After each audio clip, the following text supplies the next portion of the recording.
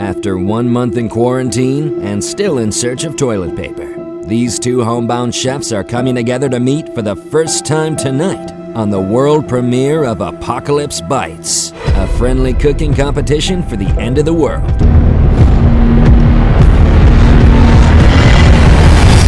Rules for the contestants are simple.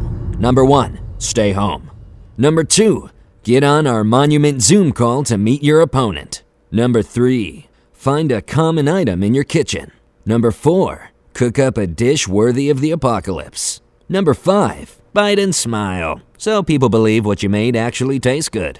Number 6, wait for the audience vote to see who will return on next week's episode and who will stay home wishing they had more toilet paper. On tonight's episode, you'll meet the first two competitors ready to kick some COVID-19 ass. Competitor number 1, Harrison Bader. No stranger to cooking competitions, this homebound chef has gone toe-to-toe as a finalist on the next Food Network star, cooking alongside Bobby Flay and Giada De Laurentiis. He eats zombies for lunch.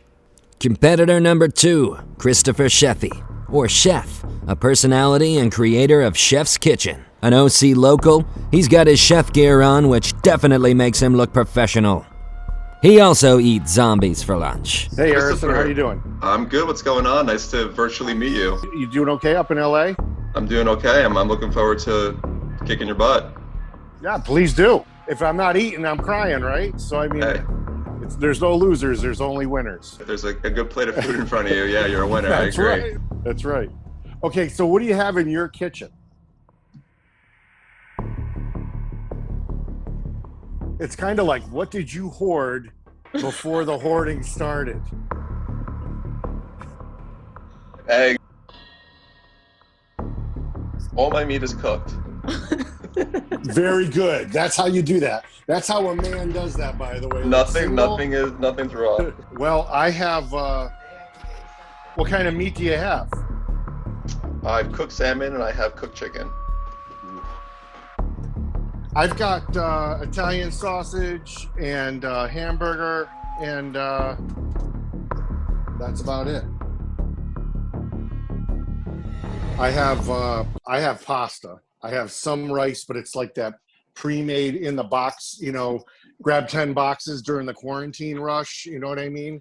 Run like Todd Gurley down the aisle to get to the register. I have pasta. Listen, I can make anything. Well, it looks like the verdict is in. Since they both have pasta, that's what's on the menu today. Stay tuned to see what pasta these two will make. Who will take the winner's cake? And who will say, hasta la pasta, baby? This is Christopher Sheffield in Chef's Kitchen. It is late at night on a Friday night. It's Friday night. We made it to weekend sweatpants. It's week 4. Quarantine. I'd like to thank Monument Productions right now for allowing me to come out on the air and talk to everybody tonight. Guys, we're making pasta tonight. Friday night. It's pasta night. Very excited. It's wine night. I'm excited Now, you're cooking. Chelsea, what do we call this dish? Chelsea's pasta. Why do we call it Chelsea's pasta? Because I love it. It's my favorite thing in the world. We're making a 3-minute meal, something to nosh on when you're at home. I've already prepped some things. It's really simple, so we're going to go over the ingredients really quick. A little bit of basil, a little bit of oregano, a little bit of parsley flakes. I have hot Italian sausage that I've grilled 2 days ago. I grilled it at 400 degrees for 40 minutes, sliced it thin, let it sit up in the refrigerator. It's back now in the pot with a can of crushed tomatoes and diced tomatoes with those spices. I also diced up an onion and a green pepper, and I boiled them down to the tomato paste. So it's a little bit loose, which is okay because I love to have it like that. I also boiled my favorite pasta, which is shells, but I have the small shells, not the medium. So it's just something you can mix with any sort of sauce or soup.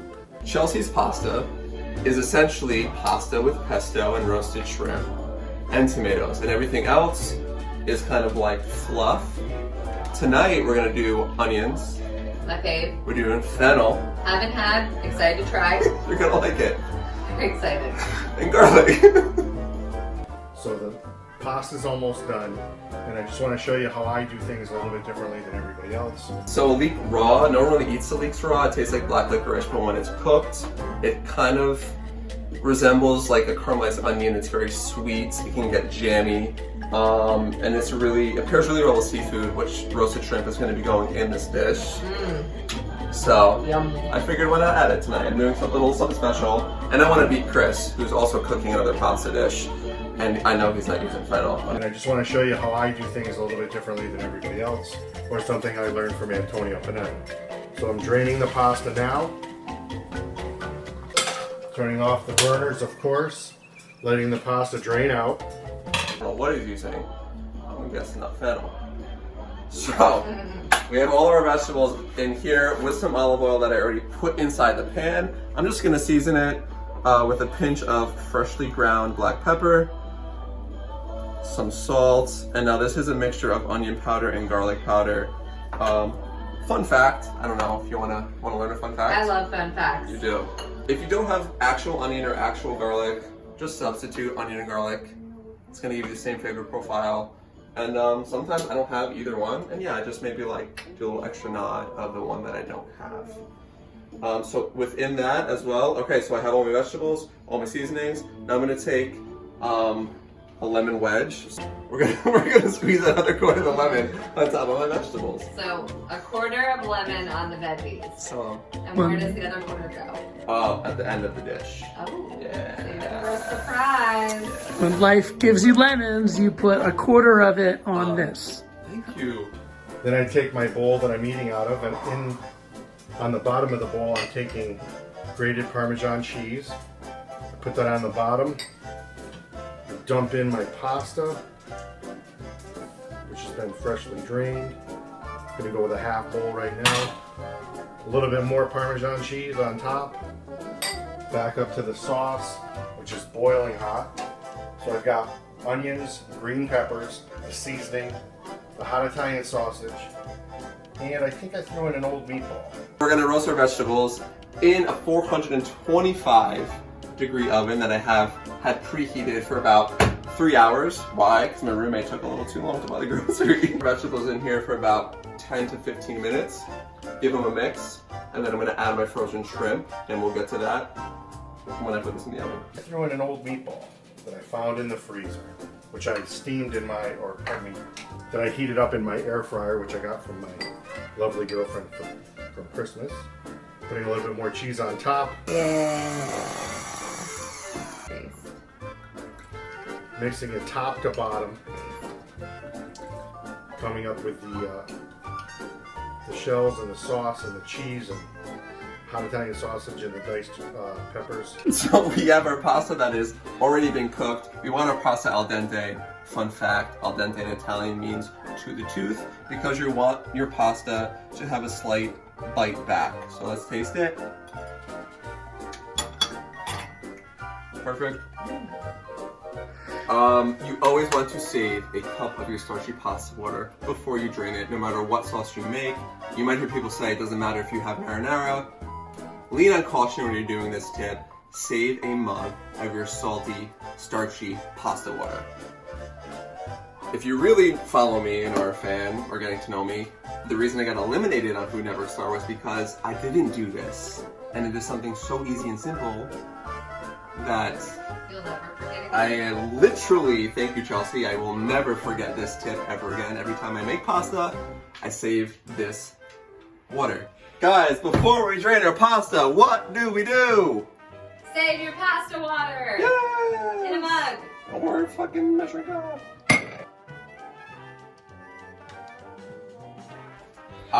Let me tell you something. I'm not quite sure what Chris is doing.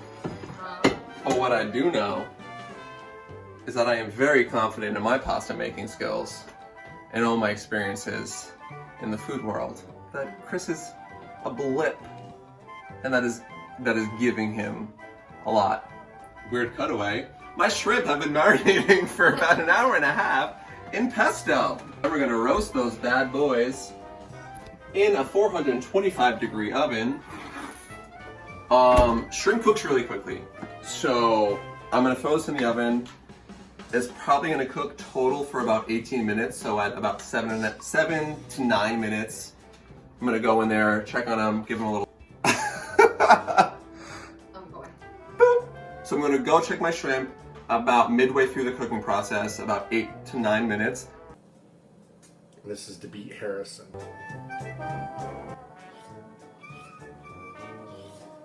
Are we back to apocalypse lights? Shrimp, right? The shrimp are in its 425-degree oven. It's been about 8 minutes. So I'm gonna go in here, take my shrimp out. Look at that. See? They're turning opaque. They're starting to curl. That was my timer going off. I'm gonna bring it up here so I can show you guys. What I'm gonna do is I'm gonna turn them, give them a little mix by turn. It doesn't have to be super, you know, legit. We're quarantine cooking, guys. Have some wine, have a whiskey, have fun, play some Jimmy Buffett. What song is this? Southern Cross. Southern Cross. Live. All right, mixed our shrimp. I'm gonna throw this back in. They're gonna be done in about 7 more minutes, and then I'm gonna toss everything together. So coming up is the final part of the composed dish we call Chelsea's pasta.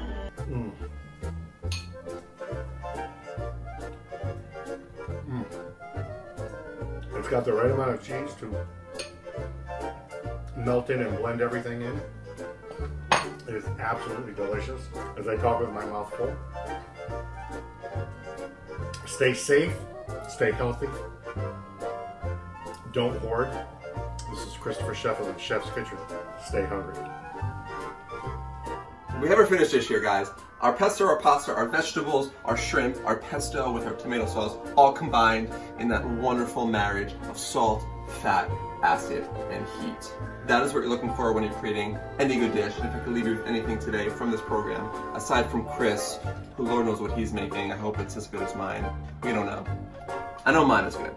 Because it's contained salt, fat, acid, and heat, in this dish, the salt is my pesto.